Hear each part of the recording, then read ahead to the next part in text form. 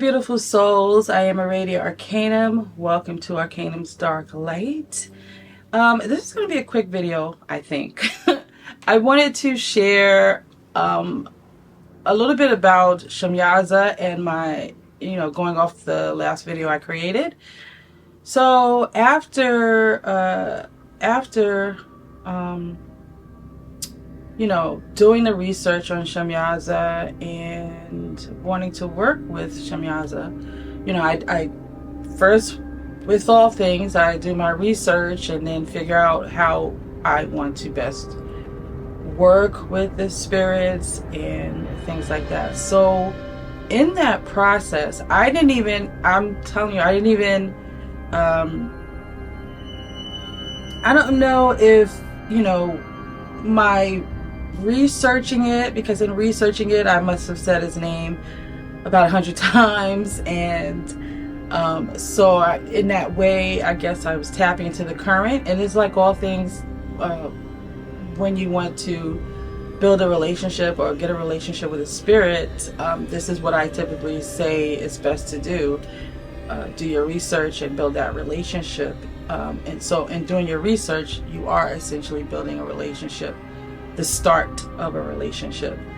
So while I was doing that, I was one night, and I had a sigil out for Shemyaza, and maybe in another video, with my continued working with Shemyaza, I will share the sigil that I am talking about, because I'm not even sure that at this point that I'm going to let that be the sigil that I primarily use. But in any case, at the time I printed out that sigil along with a sigil for Astarte, because the working that I was doing involved invoking Astarte. So what had happened was, what I usually do is, I build up to the day that I'm actually going to do that spell working. So it was the day of that I was going to do it, and I was sitting there in meditation, working, calling on Astarte, and channeling that energy, going into meditation with all of this. And what happened was, I began to see a visual of Astarte showing herself. And I'll share with you a little bit more about how she presented herself. It was kind of, I didn't think about it till later because it was funny at the moment. Well, not funny, but it was weird. So as Astarte, I see, and I'm in my place that I always go to in meditation.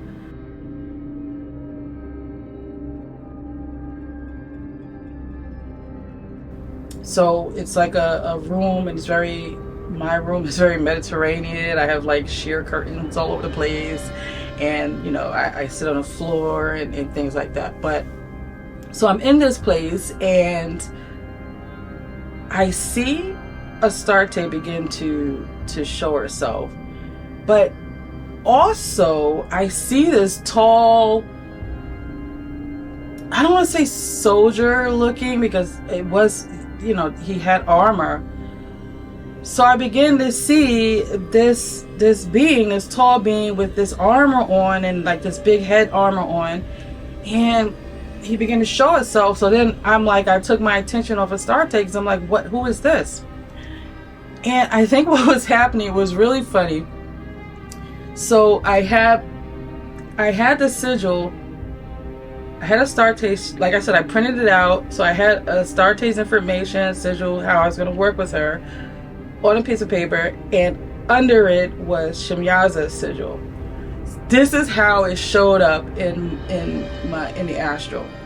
So I thought I was doing something wrong, but because all of this I didn't realize, it was hindsight. I didn't realize that what was happening until after. So I began to kind of focus more to channeling on Astarte, and kind of I went into like just sealing my space even more. I guess I was trying to figure out who was trying to intrude, so I went to protection mode.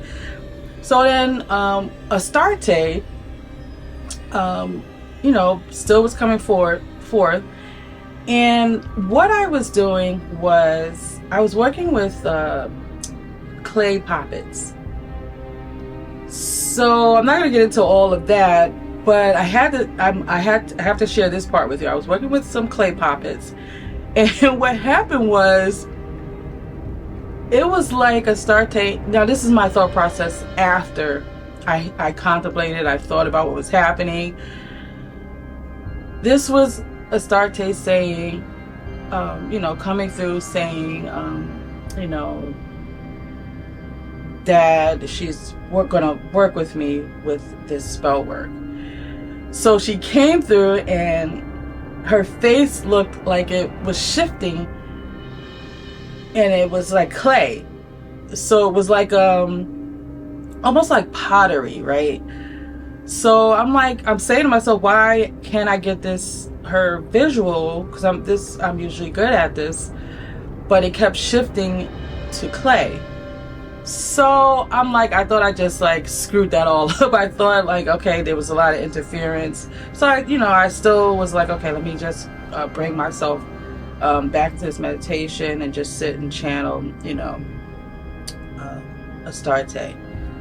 So I did all of that, I felt the vibe, I felt the energy, and then I did the working. But after thinking about it, I laughed to myself. I'm like, okay, you're working with clay poppets and Astarte's showing up and, shifting into clay, okay, that was the connection here. But what I really want to focus in on is Shemyaza. And since doing all of that, for those of you that have those questions, how do I contact, how do I communicate, I'm telling you, just simply, and for everybody it could be different, but I think for the majority, if you do begin to do your research, pull out things, go as far back as you can, do the research, write out their names, because this is what I was doing.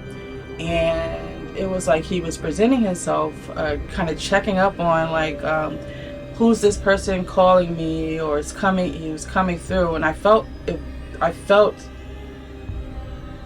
a welcoming energy. So it wasn't like he was angry that I was calling his name through this research. So I'm excited. I will share more about working with Shemyaza, but a lot of things have been happening. So I just wanted to kind of share this because it is just another example of what happens when you really put the time in and don't just jump right into saying, I'm going to invoke this spirit because I read in a book, here's this book, and it gives you the layout of how to do the ritual to invoke the spirit. You shouldn't start there. You should start with doing your own research, because you may find in your research that this may not be the way that you want to do the ritual to invoke this spirit. So do your research, because there's many techniques that a lot of people have out there as a way to invoke a spirit. So in order for you to find what works best for you, you still have to do the research, right? So do that research, and you may find that you may not even have to go through that whole invoking process, because the spirit will present itself. And I will share more about Shemyaza and more on this channel about the spirits I work with.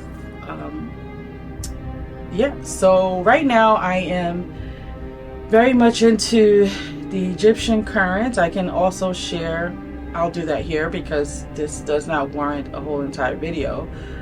But for some reason, all things, and I'm not for some reason, I was doing the research, working on sigil magic and working on creating sigils from ancient symbols and different things like that. So I was tapping into Sumeria, Chaldean, and ancient Egyptian, all of those types of things, cultures and magics. So Egyptian deities and spirits have been showing up. For example, I don't know if I shared the other night. I think I shared that, but I was doing some spell work and Sobek showed up, and I've never worked with Sobek, but I was laying in the astral. All of a sudden, there's water and this alligator's floating around the room, and it's all I keep hearing is say Sobek, Sobek. So then the other night, and I'm probably going to pronounce this wrong, also Wajet. That was another deity that showed up. Every time they show up, they're like, their names is being repeated, several times to get my attention. And I haven't figured out the rhyme or reason for who is showing up, but it is definitely a sign for me that tapping into the Egyptian magic and that current right now is what's calling me, along with other things. Not saying that's the only thing that I'll be working with, but yeah, so that's a little bit of my things that have been happening these days in my life. So I just want to initially come on here and share a little bit about Shemyaza and ways that you can build relationships with spirits to invoke their presence. So until the next video, I love you all, and into the shadows.